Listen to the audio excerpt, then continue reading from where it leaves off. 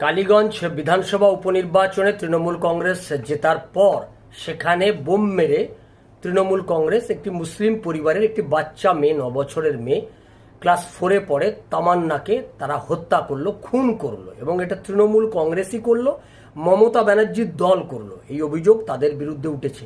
তামান্না খুন হয়ে গেল, একটা 9 বছরের মেয়ে খুন হয়ে যাওয়ার পর তৃণমূল কংগ্রেসের নেত্রীর মুখে কিন্তু এখনো পর্যন্ত কোথাও এই ঘটনার পক্ষে বিপক্ষে একটি শব্দও বলেন না।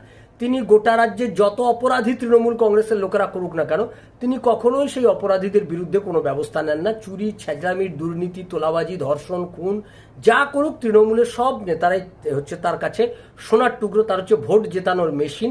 সুতরাং এরা যা অপরাধ করবে, সেই অপরাধ যত করবে তত বেশি সমাজের মধ্যে ডমিনেট করবে। একটা অপরাধীদের সোসাইটি তৈরি করতে চায় মমতা ব্যানার্জি, আর সেই কারণেই অপরাধীদেরকে তিনি আগলে রাখেন।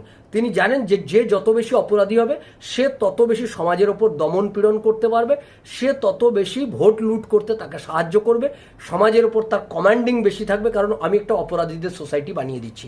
তাই এই রকম একটা জায়গায় দাঁড়িয়ে কালীগঞ্জ বিধানসভা নির্বাচনে জেতার পর মমতা ব্যানার্জি জেতা মানেই হচ্ছে মানুষের রক্ত ঝরবে, এটা সকলেই জানেন। মমতা ব্যানার্জি জেতা মানে মানুষের রক্তে ওনার তৃষ্ণা, ওনার যে পিপাসার্থ যে শরীর থাকে, সেই পিপাসার্থ শরীর, ওই যে তৃষ্ণাটা মেটে মানুষের রক্তে। ফলে এটা আমরা বারবারই দেখেছি যে মমতা ব্যানার্জি এই কাজটা করে যায়, তার দল এই কাজটা করার পর তিনি কখনোই তাদের বিরুদ্ধে কোনো কড়া পদক্ষেপ নেন না। এখন আমরা দেখলাম কালীগঞ্জে এই বোমাবাজি যেখানে হয়েছে সেই এলাকায় ফরেন্সিক টিম গেছে।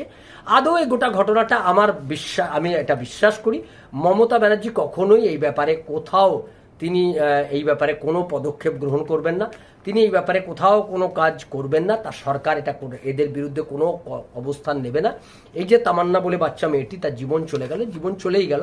এদের পরিবার সিবিআই তদন্তের দাবি করছেন, সিবিআই তদন্তের দাবি নিশ্চয়ই ঠিক কাজ, কিন্তু আমার মনে হয় এনআইএর তদন্তের দাবি এই পরিবারের থেকে ওঠা উচিত। কারণ এনআইএর তদন্ত করলেই তবে বোঝা যাবে যে এই ঘটনাটা শুধুমাত্র কয়েকটা বোমাবাজি নয়, এটা বিরাট বড় শক্তি যারা এখানে এই অস্ত্রশস্ত্র সব মজুত করে রেখেছে। ভারত বিরোধী এই শক্তি অস্ত্রশস্ত্র মজুত করেছে ভারতবর্ষের মধ্যে দাঁড়িয়ে ভারতবর্ষকে বিপদে ফেলার জন্য।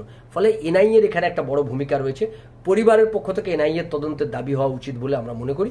ফলে সেক্ষেত্রে এই যে ফরেন্সিক টিম পৌঁছেছে, সেই ফরেন্সিক টিমের কাজ তাদের কাজ করবে, কিন্তু বাংলার মানুষ আমার মনে হয় এই পরিবারের ইমিডিয়েট সিবিআই তদন্তের দাবির পাশাপাশি ফরেন্সিক এনআইএর দাবিও, তদন্তের দাবিও তারা করুক।